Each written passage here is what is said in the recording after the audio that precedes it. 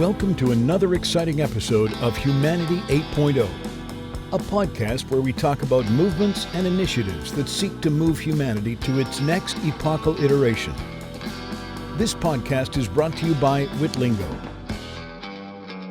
When it comes to managing a community, one of the keys to success is the ability to effectively communicate with the members of that community. If you are a service coordinator or responsible for community engagement, Witlingo provides a multi-channel, multilingual notification and engagement platform to help you work more efficiently and effectively. For more information, please visit www.witlingo.com. That's www.witlingo.com. And now, here's your host, Dr. Ahmed Bouzid.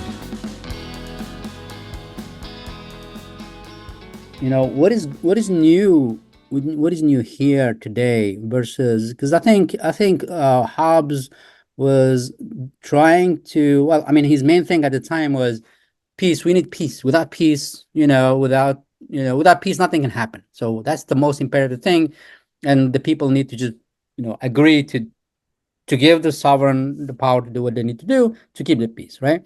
But now we are in a place where we have given the sovereign for a long time, for centuries now.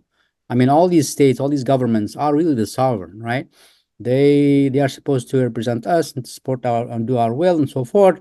And I think we can say that we have a level of democracy at the local level.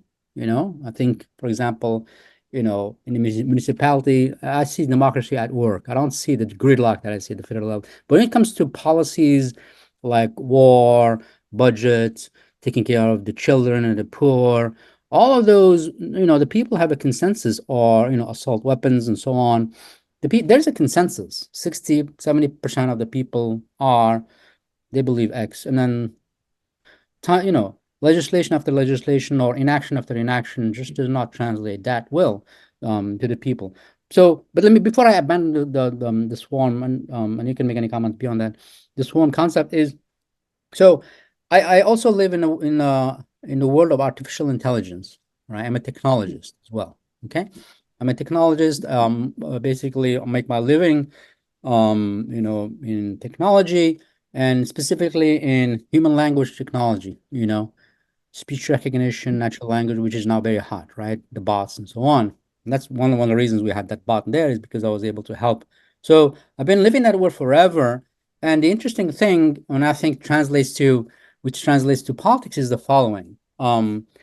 In computer science, up until about 10 years ago, computer science, when you want to get the computer or the system to do something, you program it using rule-based systems, instructions.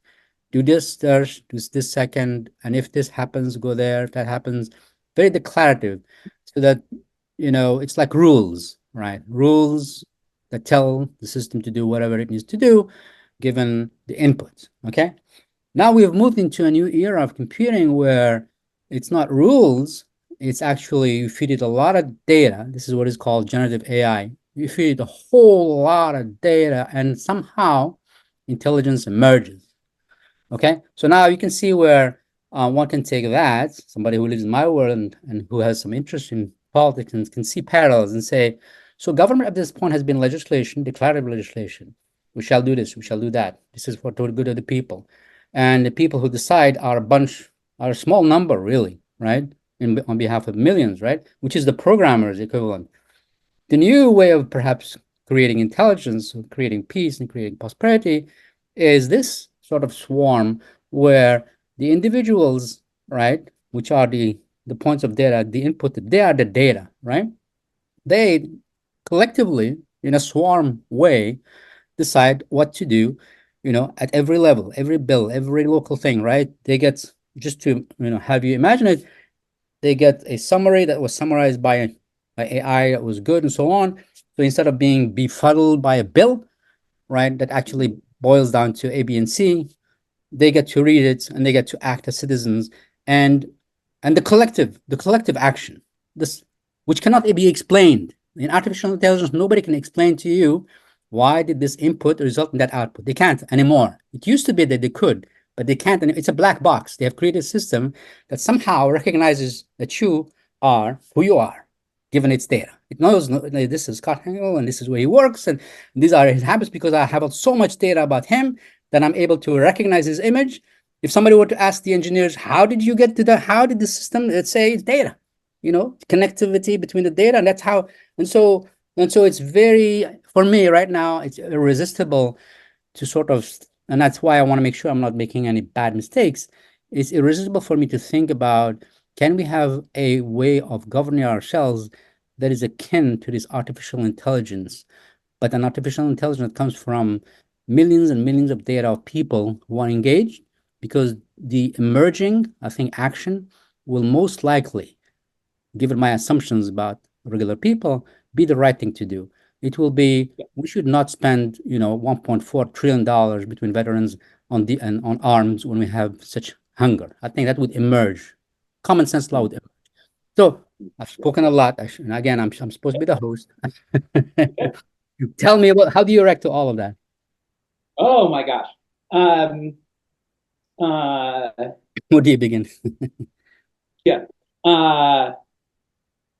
The humanities researcher in me always wants to say, the basic humanities answer to questions that you've just posed, big, complicated things, is to say something like, yes, no, or maybe, but then follow up with, but it's complicated. Right? So let us, you and I, pick our way through this a little bit carefully. Sure. I maybe hold a minority view on questions of generative AI. I do not go into a tizzy about it. Many people recognize in it something that someday will be dangerous, and I don't know that that's necessarily the case. I mean, other people maybe can predict the future better than I can. So, I mean, on that part of the question, I don't really know. I wish, let me show you and your viewers, as long as AI turns out to be something like the computer on the Starship Enterprise, and it helps us to solve problems, and it's a really advanced tool that helps us to do things that we can't do, because as you correctly point out, I mean, the amount of inputs that go into generative AI, I mean, are unfathomable literally to the human brain. Yeah, it's something the human brain cannot input such a large data set, and therefore the human brain can't see the patterns that the enterprise computer, will be able to show us, right? So, first of all, I don't get flabbergasted like many on this particular question. I also don't think, I also think it's kind of either negative wish fulfillment or something else when people say things like, and sooner or later this AI will become sentient and it will kill us. I mean, that is just like, the better model, I think, thinking historically about new technology, is who controls it, right? Exactly.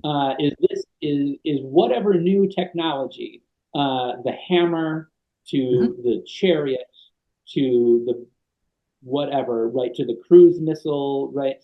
The question is, who controls it, for what purposes? Will it be put to humanity's benefit, or will it be put to the benefit of a few? That, I think, is the most important question on all of this. To your point about can large language models, can generative AI, et cetera, be used to help us have a better democracy? Of course.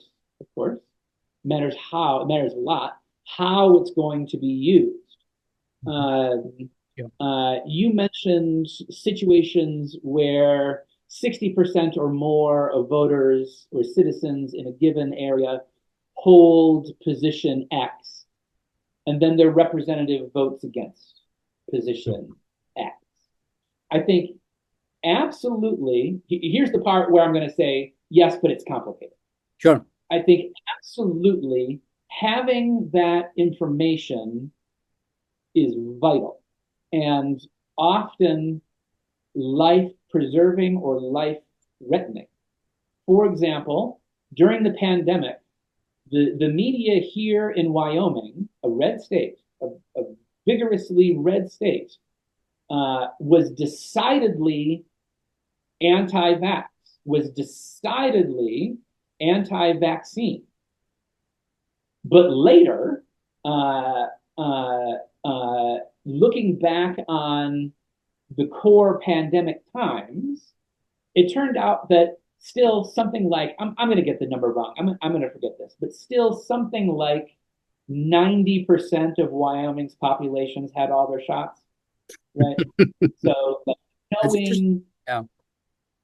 Say again? No, I mean, that's, go on. I'm just saying yes. Yeah. You know, having good facts. I will out myself as someone who absolutely hates the people who say we are in a post-truth era and facts don't matter. That's crap. Facts will always matter. And the people who say we're in a post-truth moment, they want to lie to you. They want you not to believe what's in front of your eyes. So you mentioned a moment ago having I don't know what your word would be, a basic belief, a basic faith in people. Yeah. And you said something along the lines of, I forget what your language was, so I'll just put it in. Sure. No, I think I know. Say again? No, most people are decent people. Yeah, most people, most of the time, are decent. And when they have good information from sources that have, done their research and not done their research in the silly way of saying, oh, I did my research because I watched a thing on, MySpace or whatever and blah, blah, blah, blah, blah, right? But most people in most situations, I believe, are decent and will try to do the right thing if they have the opportunity to do so. So, using, to your point, let me now circle back to your point, using the new technological tools to come to a better understanding of what people actually think, and then using those understandings in order to shape policy, to make decisions, I'm all for it. But here's it's complicated part. Sure. Sometimes things really are matters of judgment. And being a holder of minority positions in a state where the majority does not see the political world in the way that I do, I would also want to say something along the lines of, a majority isn't always right. A minority isn't always wrong. Sometimes there are ideas out there that will prove themselves to be right a future generation from now. And some of the things that I believe quite deeply, based on the evidence that I have in front of me right now, a generation from now will be proved wrong. So, when I say yes, but it's complicated, do I think it's excellent for the new technology to give us better understandings of things? Absolutely. But at the end of the day, I would want to reserve space, if not guiding control, for human judgment. Yeah. No, that's totally reasonable. I guess my response to that would be, again, going back to sort of the ultimate goal is, I think people, I believe in decency of people and also common sense. They have common sense, okay? And I believe that that decency and that common sense are distorted and messed up with when you have people who are actively going out there and either whipping their passions or misinforming them and so forth. So in a very sort of I would say, if you say 90% of people in the population of Wyoming were vaccinated, meaning if we were to poll them and said, should we have vaccine, they'd say yes, as opposed to the politicians, right?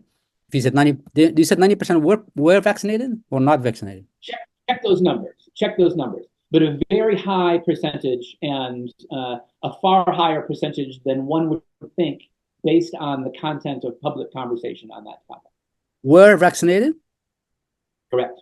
Were Okay. vaccinated. And so there you go. I mean, I think for me, that's a data point that says, notwithstanding the fact that it's red, red, red, red, the people actually, they had the right idea, right? Right idea in my head, right? I don't know if it's the right idea, but at least there was consensus.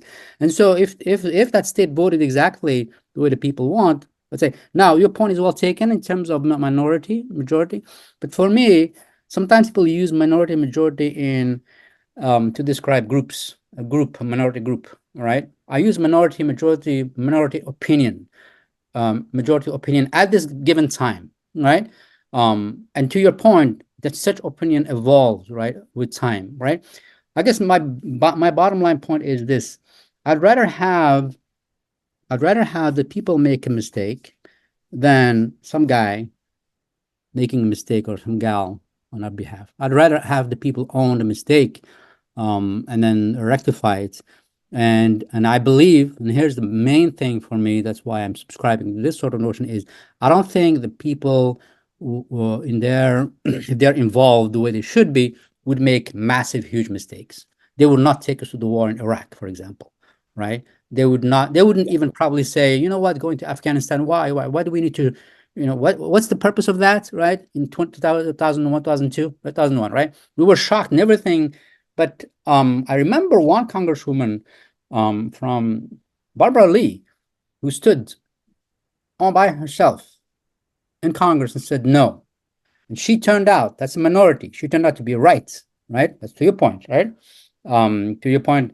But if we were to poll the people at that time, the people who were vibrating, right? I would say initially it might be 40%, let's go on and do, and then after a while, I think it would have evolved into something where, well, tell me why, how does this help?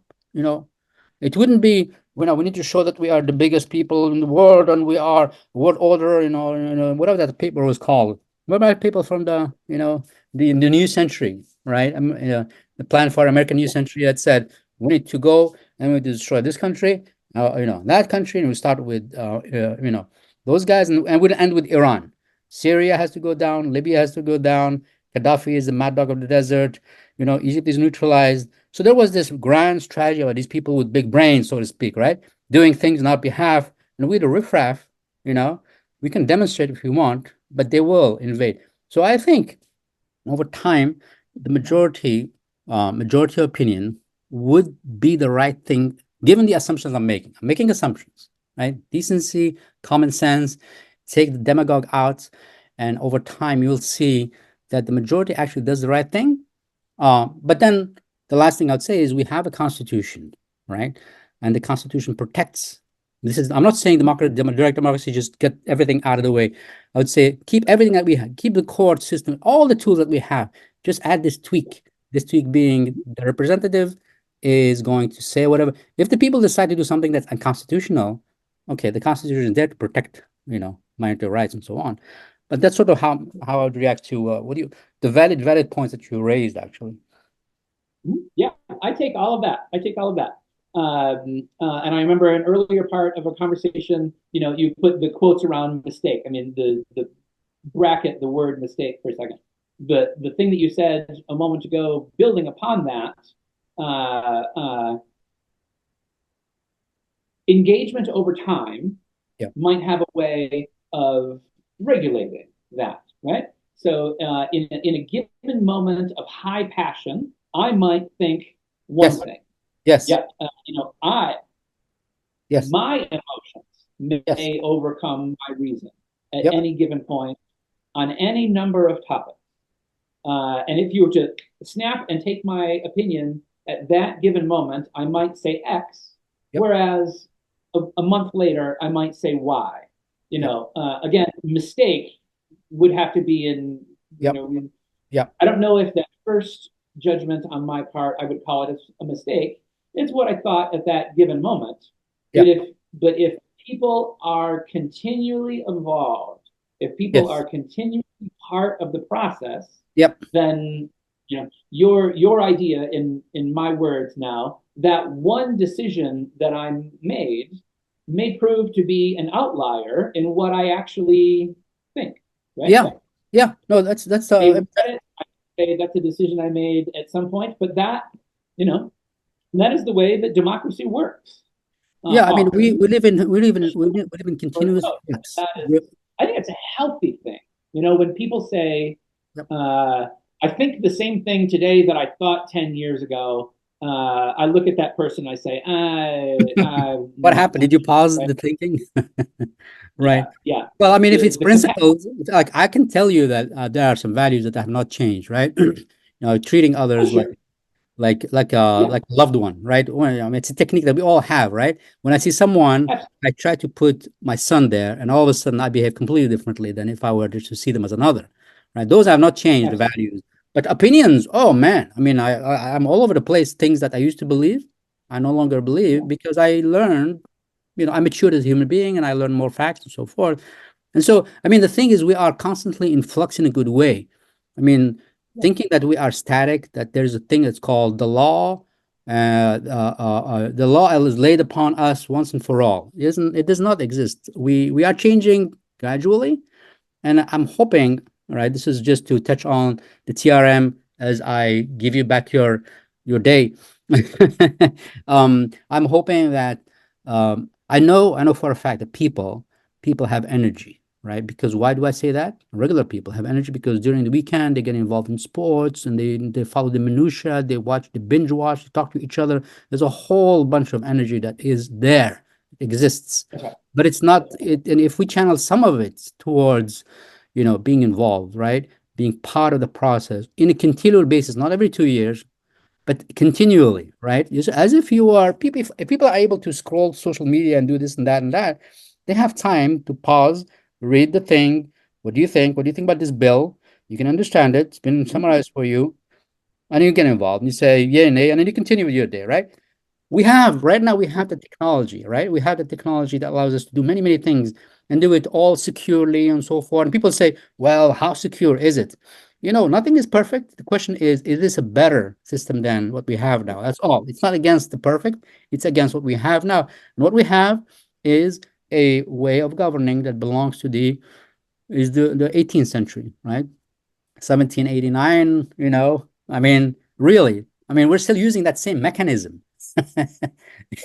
And we haven't much evolved, right? I mean, of course, we have women's suffrage and all that and all that. But the system itself, the apparatus, has not been touched, more or less. The electoral college and all that stuff is still it's ancient stuff, right? Um, but the last thing is this: if we want to change the system itself, we have no hope. Like we need to abolish the electoral college, right? We have no hope. So our strategy here at the TRM is keep the system as is, right? Just introduce this innovation. The representative Yeah. will vote exactly, and then everything else, because when you do that, all of a sudden money goes out. Nobody's gonna give any money to that person because they're useless. They cannot be swayed. So all of a sudden you get money out of politics, as opposed to doing campaign finance reform, which will never be passed. You do campaign finance reform de facto. Nobody wants to give money to that person because that person has zero agency. And all of a sudden you start seeing things, perhaps we hope, changed. But I officially invite you to be part of the board, and then you tell Thank you. me have time for it. I'll give you more details about how much of an involvement it would be. It would be like once every 2 months we meet for an hour with the team, everybody else, and get your advice. Yeah. Thank you. Okay. Yeah. Well, this was a very informative. I feel like I only touched the very, very, very top of the iceberg in terms of of what I can learn from you. Well, you ask big questions, big, important questions. So I'm glad you feel that way. I hope your viewers and listeners feel that way. And thank you for a great conversation. I really appreciate it. Thank you for inviting me. Thank you so much for making the time, and we'll talk some more. Good. Good. Bye-bye.